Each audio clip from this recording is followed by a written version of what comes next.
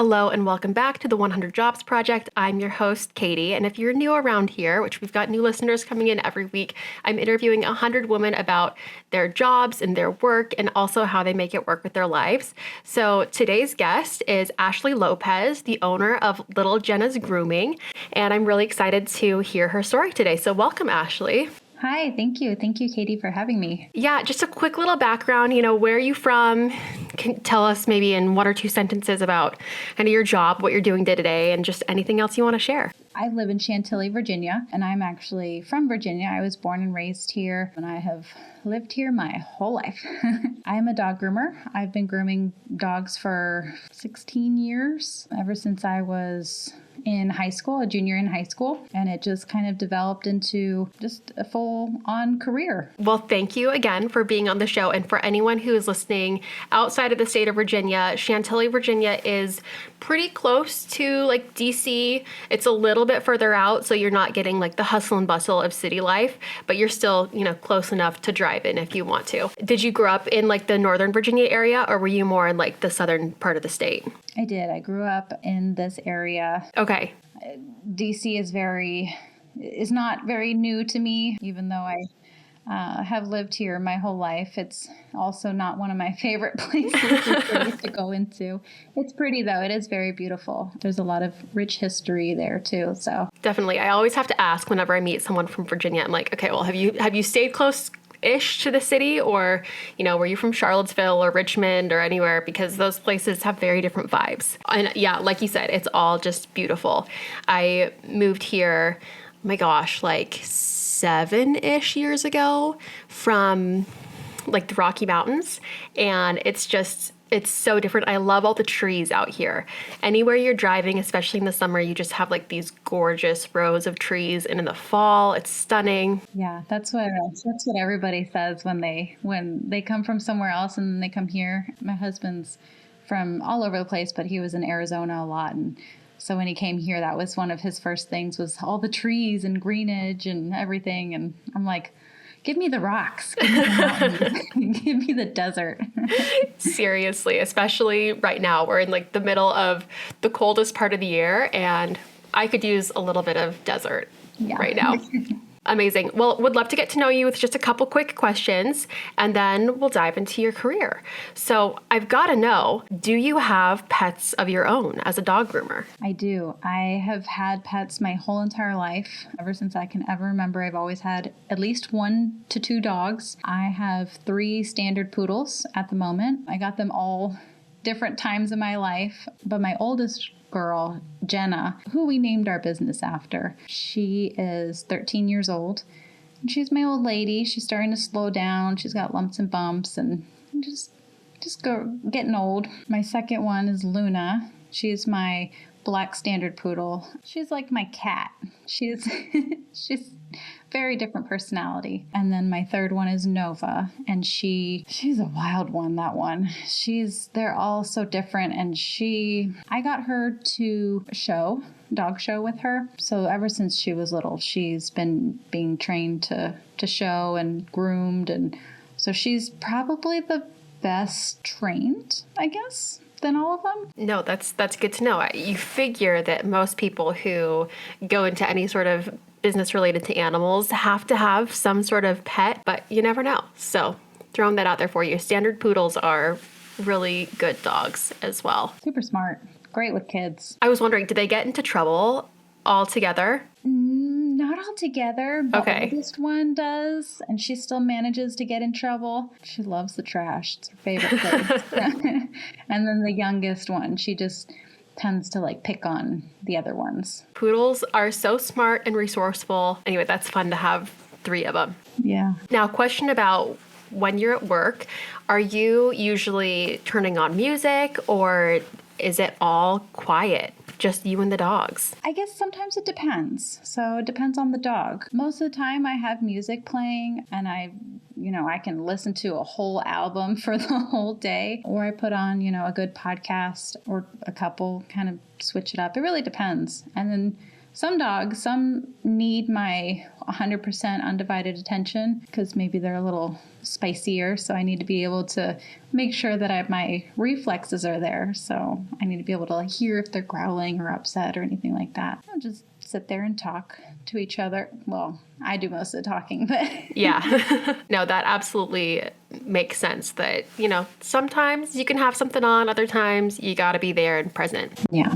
Now, in the morning, are you a coffee person, a tea person, something else entirely? Coffee. I think every groomer will say the same. Coffee runs through our veins all day long. I also go to the gym usually pretty in the morning. So if I don't drink coffee, I'm fueled on pre-workout. So Yeah, I was going to say, are you doing coffee pre-gym or post-gym? But it sounds like pre-workout, gym, then coffee. sometimes I try to give my heart a little bit of a break. So, so I'm not 5 cups of coffee in. No, that definitely makes sense. I started using maybe 6 months or so ago a caffeine-free pre-workout, and it just doesn't hit the same as the caffeinated stuff. I thought it would, but no, caffeine all the way. Okay, now what are you bringing with you to work? Do you have a standard work bag that you're throwing a few things in? Kind of. So, I have it's mostly just my lunch, my water, my tablet, so I know where I'm going. But all of my tools and everything that I need is in the van. So right now I'm exclusively in my mobile unit. Okay. Where before I was going into the salon to groom dogs. So in the salon, I would bring, maybe a notebook, things I need to write down. If there's any specials going on, or if I need to decorate the salon for some season or whatever, I'll usually pack that in my bag or my van. As of right now, everything kind of is already in there. And do you keep it then pretty, standard and clean as far as your bag? Or are you also throwing in some snacks, some protein bars, your favorite lip gloss, a favorite pen? Always have a hair tie, a claw clip. Always have those, get the hair out of my face. Snacks, cheese stick, protein chips. Being in the mobile it makes it pretty difficult to be able to have, readily available food, because either I have to stop somewhere and get something or I bring it with me. Right. And you're not just going to the office and throwing something in the fridge. Yeah. It has to be packable. Well, my van does have a fridge, so that is nice. That's an awesome van. Yeah. It's got a bathroom too, so that's a perk too. Yeah, you've got to have that if you're doing back-to-back appointments all day. Yeah. Okay, amazing. Selfishly, 2 kind of questions digging into that just a little deeper. Do you have a favorite brand of claw clip, and what brand of protein chips? Because I'm always looking for recommendations in both of those areas. The claw clips, I don't know about a specific brand. But if they have you might get this. Okay. There's claw clips, and then there's claw clips with an additional little I don't know how to explain it. There's little pinchers on the inside of it. Yes. Those work okay. 10,000 times better because my hair is long and it's thick, and it's the only thing that helps actually hold it. Good to know, because I noticed your long hair and I was like, my hair is getting longer. It's also, it's pretty fine hair, but it still is thick. And so it falls out of a lot of stuff. I actually haven't tried those with the little extra clips on the inside, but I always see them. Yeah. So thank you. I will pick one up. As far as protein chips though, are you more of the wild ones or is it Quest? Are they the ones that do the other ones? Yeah, I have a bag of the Quest chips, but a friend of mine, she likes the wild, so okay. It's kind of back and forth. I always buy them to try them, and then my husband eats them. I'm like, okay, cool. I guess I'll never try these. And they're expensive too. They are. Anyway, I digress, but thank you. I appreciate that. Let's get into your job and how you've built your business, how you got started here. What was your, taking it all the way back, what was your first job that you ever had? My first legal paid job. Because I worked with my neighbor and did some accounting stuff with her. But my first job, I actually worked at a boarding facility. So I got to be around dogs all day long, all dogs and cats. And it wasn't really anything new. It was a really cool job. It opened my eyes to a lot of just how boarding is run. It exposed me to a lot of messy, gross scenarios. And just hanging out with the dogs. It was always fun. Let's see. After that, then I worked at Victoria's Secret, which was so much fun. The perks, amazing. Everyone needs a retail job, especially if you're like a little bit younger. It's pretty crappy retail. It is. It is. It's hard. You're on your feet all day. Yeah, just dealing with people all the time, and it's rough, but I do agree everybody should have a retail job at least once. So my first grooming job was at PetSmart. I worked there, let's see, maybe about 3 years or so. And you mentioned, was this in high school? I think you mentioned earlier. So after high school, when I was 18, like I had just graduated, I got pregnant with my son, and I really wanted a job that I was not going to hate. Because I already knew motherhood was going to be hard at 18 years old. I didn't want to, make things harder. So I already kind of had the skills because in high school, during my junior and senior year, there was an animal science program. Oh, cool. Yeah, they do it through the school. It's like a kind of like a trade school within the school where there's different career paths that you can learn how to do. And I chose animal science because... Right, you loved animals. You've been working at the boarding place. Yeah, that tracks. And I think it was Tuesdays and Thursdays, we would groom dogs. So we learned the very, very basics of, shaving down dogs, doing their nails, ears, all the things. After I had my son, I went to PetSmart because I was like, oh, I know they do grooming here. I could probably get in. They hired me as a bather. And most grooming places, when you don't have, that much experience, they'll hire you as a bather where you're just doing baths and nails. You're not doing any haircuts or anything like that. And usually you'll get like your big dogs, like your Huskies and Goldens and Shepherds. I got sent off to Academy where they train you, but only for like a month, where in hindsight, to be a good, well-rounded groomer, you need a lot more training than just a month. Okay. And then I came back to my salon. So for training, they send you off to another salon. I guess they're hosting the academy. And is that like kind of still local to you, or did you have to like travel out of state? No, it's still local. Okay. I think my store was Gainesville. They just have another store that they're running the program at. And then I finished that, and then I had to come back to my store and work on like a set amount of dogs before you can start doing commission. And then after that, I got tired of corporate life and I started doing dogs from my house. Never any like dogs from my store. I lived far enough that I was out of the radius. And then we just kind of grew it into a business. They did let me go though, because they said somebody found out I was grooming from home, and my manager was like, mm-mm. That's a scary moment.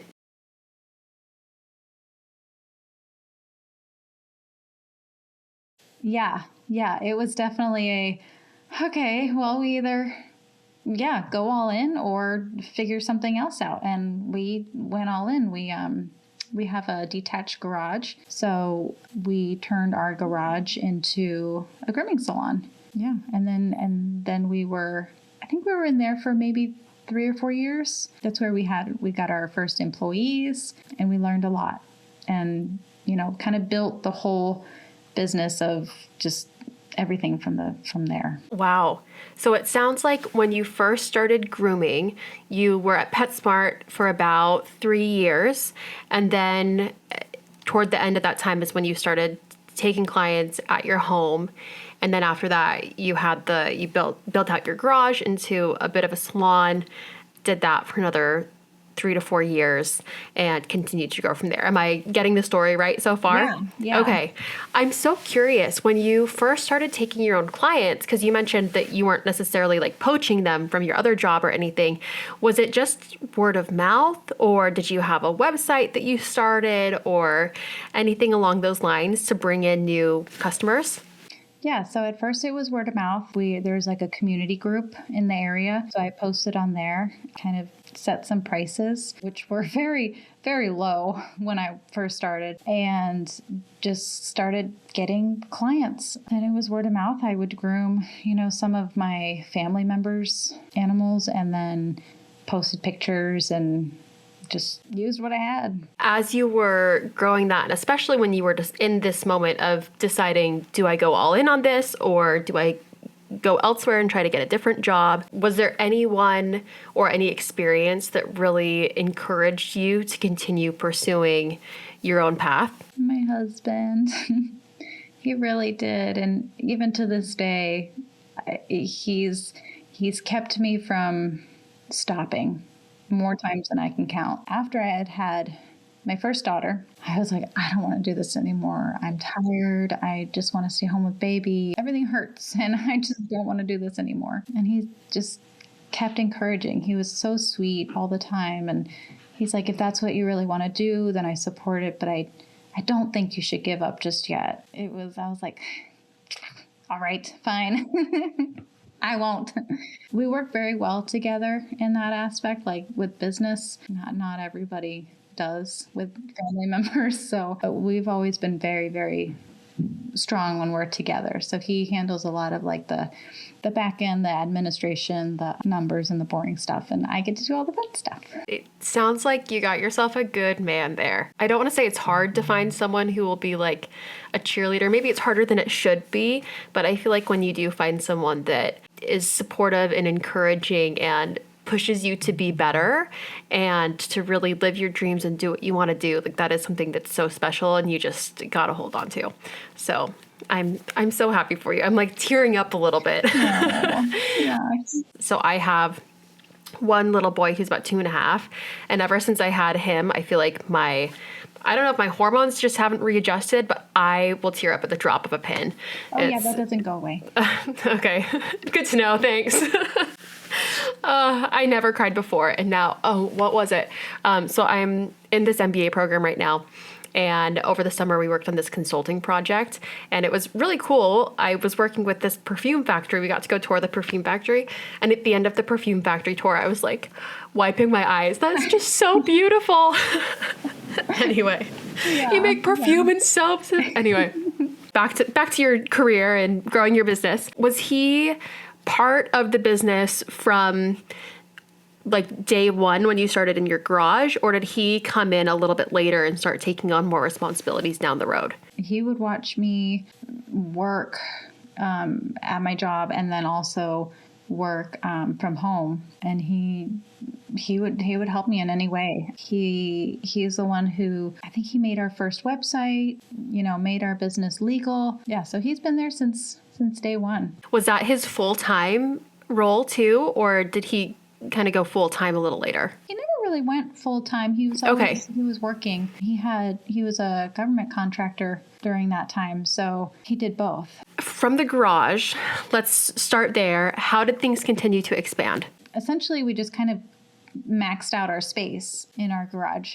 I'm only a one person, so I could only do so many dogs, to the point where I was booked out so far that I couldn't take any new clients, and I needed help, especially when I was pregnant with my daughter. I needed some help, and I did. I got some amazing help because I had friends who were groomers who came to work for me, or they would help when they were in town or things like that. And I definitely wouldn't be where we are now without some of those girls. We had an investor, a potential investor, who was going to work with us. He was actually the father of another groomer that I knew. So he actually helped us look for a lease. So we went through all the process, but we did have a little bit of help with somebody who already knew kind of the whole process to do it. It just kind of fell through with him. Nothing bad, nothing bad happened. But then my husband and I kind of looked at each other and we were like, well, now what? And then we were like, I guess we're going to do it on our own. So we put down the lease and then kind of just grew from there. That was the first time I really had to learn how to manage people.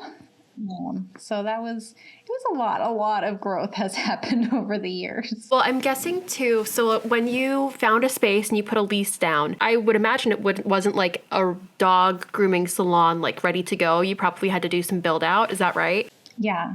So it used to be, I think it was an old like AT&T store or something, a cell phone store. So luckily it was bare and we didn't really have to do a whole lot of demo. However, because we need tubs and we need running water, they definitely had to break ground. And then we had to hire like an architect and then contractors to build out everything, make sure everything was up to code. And so it was bare. And then we have 4 rooms. So we have our lobby, our grooming room, our bathing room, and then our break room. That makes sense. I think there's a lot of people out there, and even just, myself and conversations that I've had with friends of, oh, it would be so cool to open this little brick and mortar shop. But that build out portion can be really intimidating because there's a lot of work that goes into it.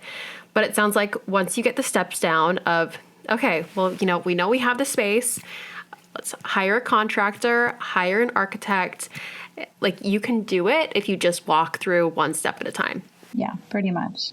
And then from there, you had to open and hire employees and promote the business. How did all of that go? It went well, actually. Well, like I said, a lot of growth happened. I should say, obviously it's going well. I mean, you're still open this many years later and you've expanded and grown, but. Yeah, lots of mistakes were made. I will say that.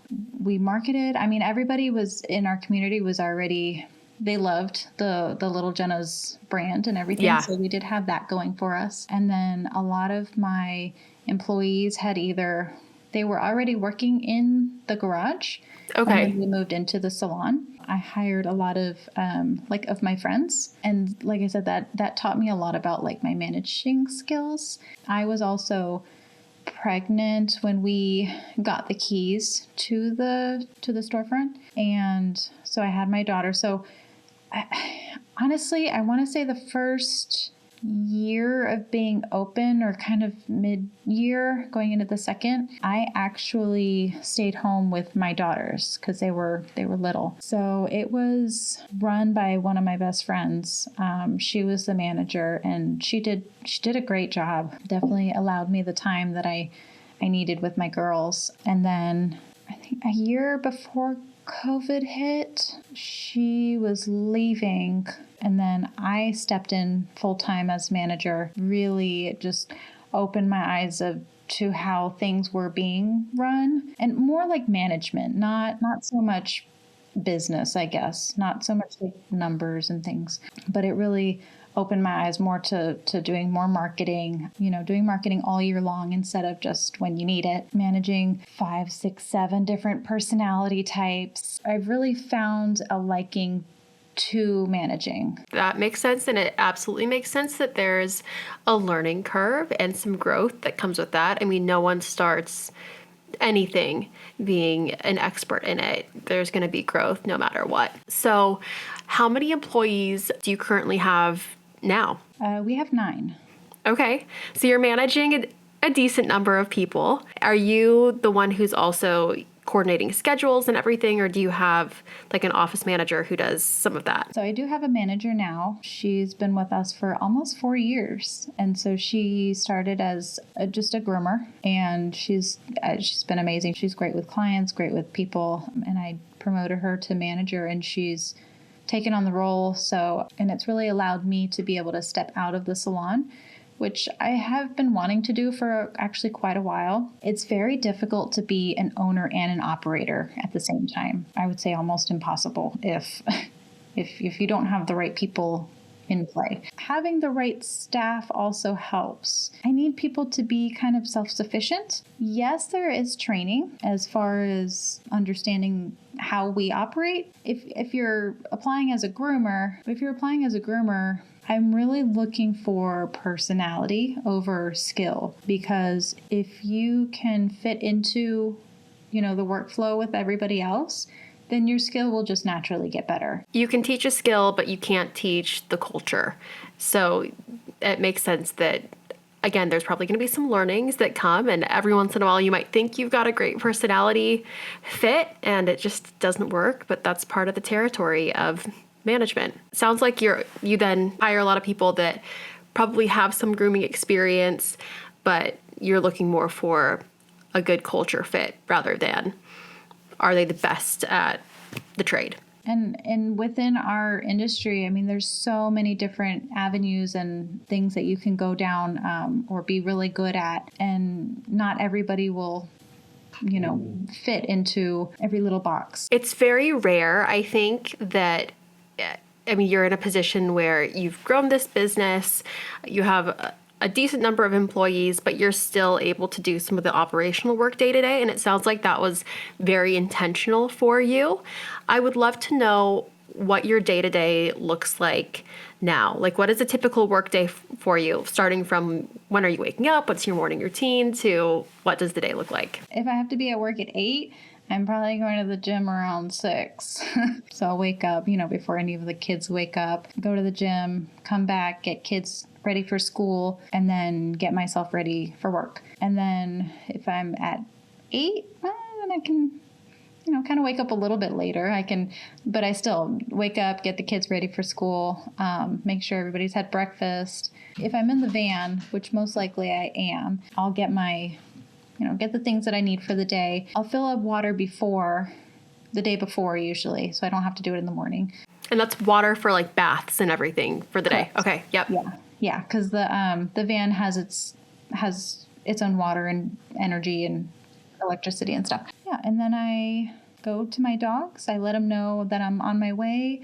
I show up, get Fluffy out of the house and groom, and then take them back inside and then go to my next appointment and just keep doing that until all the dogs are done. How long does a typical grooming session take, and how many dogs are you usually seeing a day when you're doing mobile service? For a full day, the van is still, we're still growing it, so some days are a little bit less than others. But for like a full day, maybe between 4 or 5 dogs. Right now, I'm only taking kind of smaller dogs. Okay. So maybe roughly an hour to an hour and a half each dog. So sometimes they finish early, sometimes they finish a little bit later. Just kind of depends on who I have and where they are. Now, I know that you've also done some show grooming, if I'm using that term correctly. Can you tell me a little bit about, like, what is that like? Are you still doing that in your mobile service? Are you doing that in your salon? Are you like traveling to dog shows? What's happening? So there's a couple different aspects there. So for show grooming, usually you're talking about like a confirmation where you see they're actually doing it this coming weekend is Westminster. It's a pretty big one that everybody knows about. It's always on at my gym. I've been very excited. They've been doing promos for it. So I'm going to have a good long treadmill walk and watch it. Yeah, so it's pretty interesting. So that's called a confirmation show. Okay. I did one show once with my poodle, and I had to grow her coat and maintain it, and it's just not for me. Okay. At least for this breed, just because it's so much maintenance. And then there's another aspect of grooming, which is your competitions. Okay. So that one I am more involved in. So there's dog grooming expos that are all year long, all over the country. There's vendors, like grooming supply vendors, and then there's also competitions. So there's usually poodles freestyle, sporting, all other purebred. I know I'm missing one. Wire. I typically compete in sporting and poodles. Basically, you just have to groom the dog to breed standard, just like how you would if you were to show the dog. Tell me if I'm getting the competition landscape kind of right. It sounds like the competition is more so for groomers. Is that right? Yes. Okay. However, a lot of these groomers also show their dogs. Yeah, because that was my next question is like, is it mostly people's own dogs, or are other people bringing their dogs to be groomed to then show as part of the competition? Both. So sometimes I will travel to Atlanta, and I have had to borrow somebody's poodle and somebody's Springer. I compete with English Springer Spaniels. Okay, those are cute dogs. You have to make connections with people and network with people to be able to get these dogs. Over the years, you learn kind of the qualities and things that you're looking for to kind of make it a little easier on yourself. So you want a dog with a good temperament that knows how to kind of behave and be groomed, a dog with good hair, and everything is judged based on your scissor work, your overall balance and symmetry, how hard the difficulty of the groom is, your transformation from before and after, there's so many different things that go into judging as well. No, that's really cool. How did you get started doing competitions? Let's see. When I was at PetSmart, I went to my first expo and I saw my first competition. And I was like, wow, those dogs are amazing and beautiful and definitely not the dogs that I'm getting.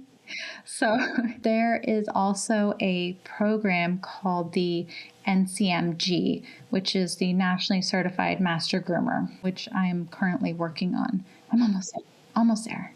So for your NCMG, you have to take a written and a practical exam for different categories of dogs. So you have your non-sporting, which are your poodles and your Bichons, your sporting, which is your setters, cockers, and then you have your terriers, 2 different types of terriers, a long-legged terrier and a short-legged terrier. And then you have a written exam on all of those. So 4 exams. Sounds intense. Yeah. It's a lot of work. So once you've completed everything, then you have an overall test. Once you pass that, then you can finally call yourself a master groomer.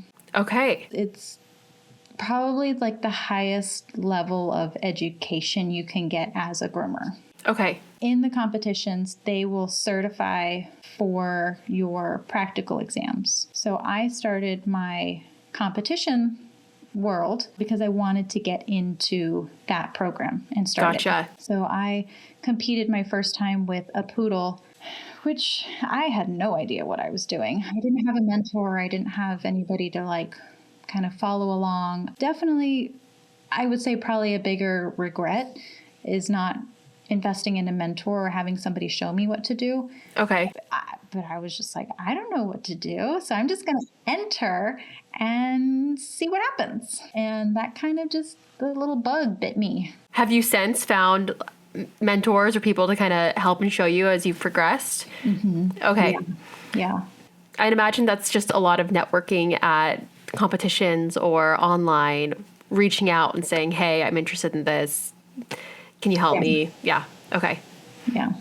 Do most people do that just out of the goodness of their hearts, or have you had to hire some coaches and people along the way too? Some people, it depends. So some people will do, you can shoot them a message on Instagram or something. And I've gotten a lot of really good feedback from some groomers. I'll send them a picture of my poodle and be like, please help me. Tell me what I did wrong. And then, they'll either mark it up or send it back to me and tell me what I need to fix. And then there are other mentors who you can kind of hire or go to them and they'll train you. I haven't done that because it can get kind of expensive. Totally fair. But then there are classes and seminars that they also offer that are usually more affordable, but they don't typically go over everything it's not a personal, kind of one-on-one. Think of like a physical trainer. Okay. You have your physical trainer who you can take personalized classes with, and then you have personal trainers who teach classes. Now, shifting gears a little bit, do you have any particularly memorable or crazy stories, either of dogs or business moments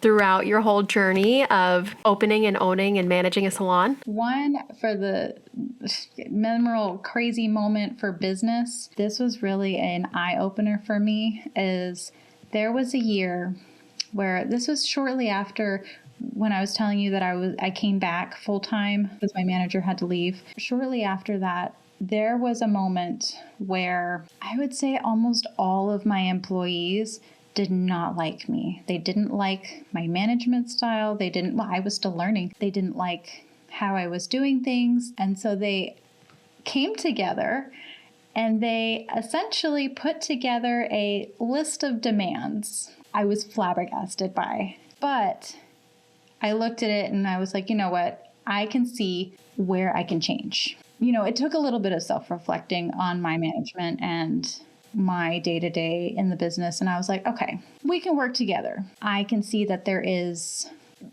some truth to some of it. So that was a really big eye-opener and game changer for business-wise. Good for you for looking at things kind of objectively. It can be really hard in moments like that to take the personalization out of it, to see something and be like, okay, you know what? I can make some changes. that takes a big person. So that was a big pivotal moment. And then the other thing that comes to mind is a big moment for me was I won my first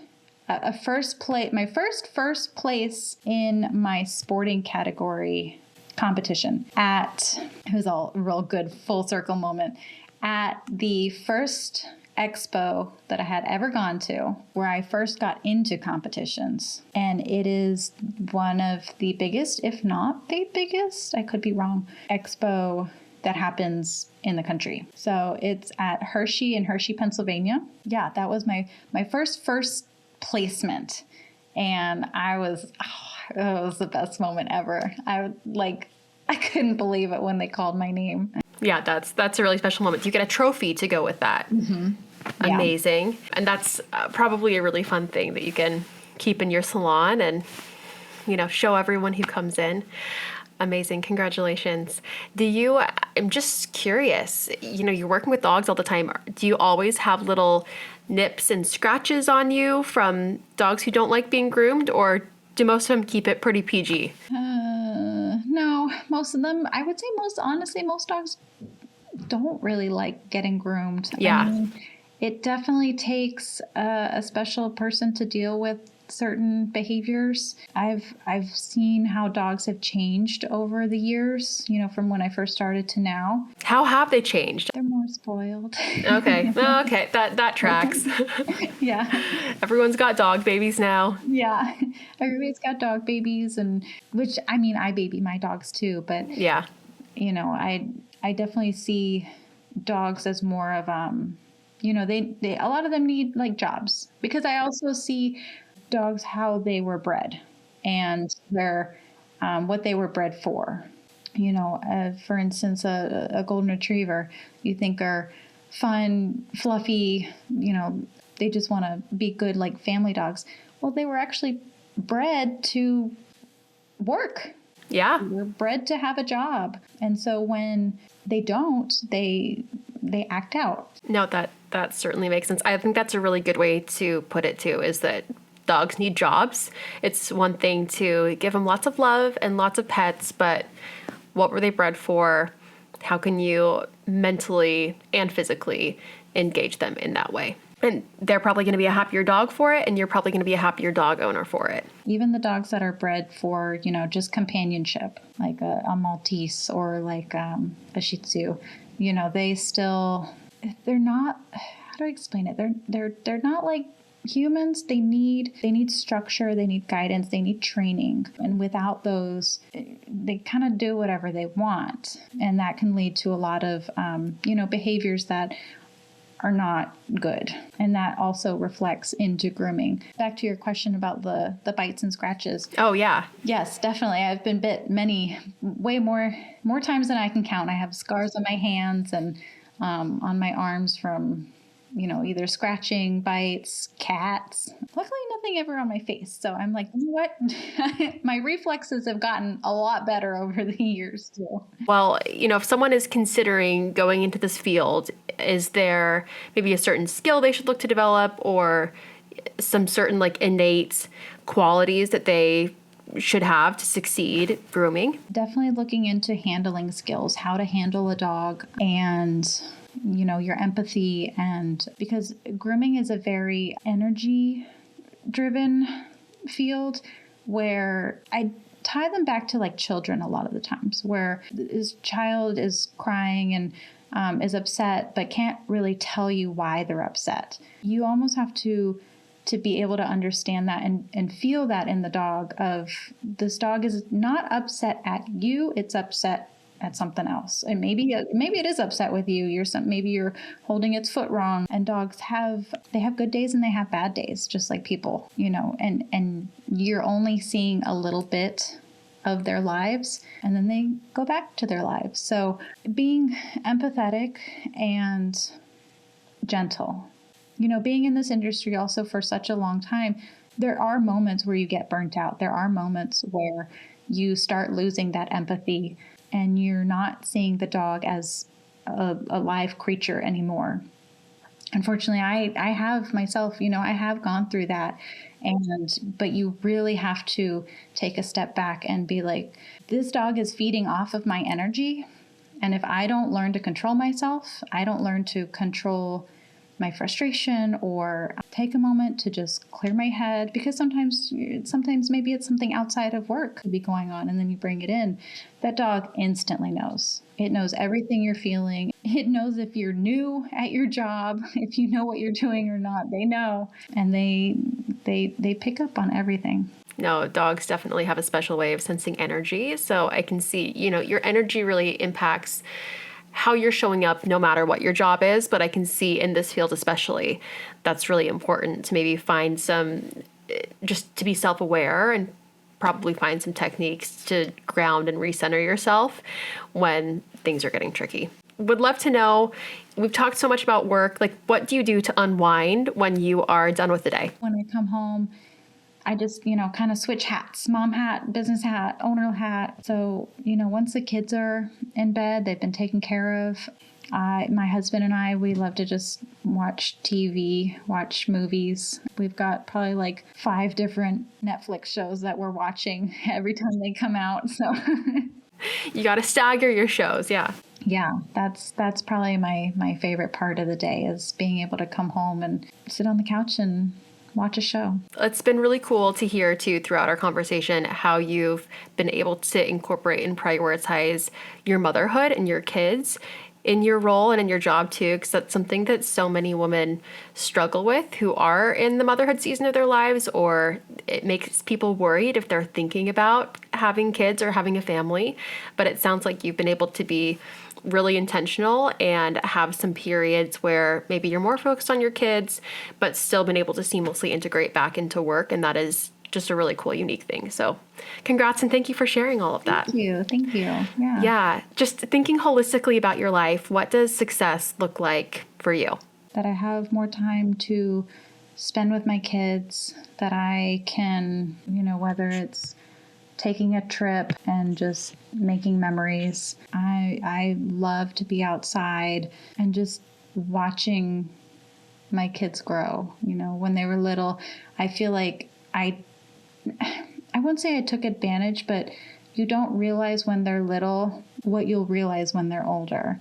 And I try to cherish every moment that I have with them. And so if that means that I can make my business successful so that I can spend more time with my kids, that's honestly my ultimate goal. Because watching my baby turn 8 and my oldest, the one who made me a mom, turn almost 15 now is crazy. Oh, wow. I mean, that time goes so fast. I feel like I just heard about your kids at the beginning of this and they're already 15. Yeah, no, that is really special. Yeah, you can't trade that time for anything. So thank you so much for sharing. Enjoy it, Kate. Enjoy the little moments. I'll do my best. I guess we should tell people where to find you too. Ashleigh is a little bit of an Instagram influencer as well. If you have more questions about dog grooming, competitions, your handle is, it's all breed Ashleigh. Is that right? Correct. Yep. And Ashleigh spelled Ashleigh. Go find Ashleigh on Instagram. Well, thank you so much for being on the show. I wish you all the success in the world, wherever life takes you. And for anyone listening to the show, I will link Ashleigh's Instagram in the show notes, but also on my website, 100jobsproject.com. Find me on Instagram at the same place. If you want to support the show, take a screenshot, share it on your Instagram story, leave a review. You know the drill. And that is all. Until next week, we're out weekly on Wednesdays, and we'll see you then.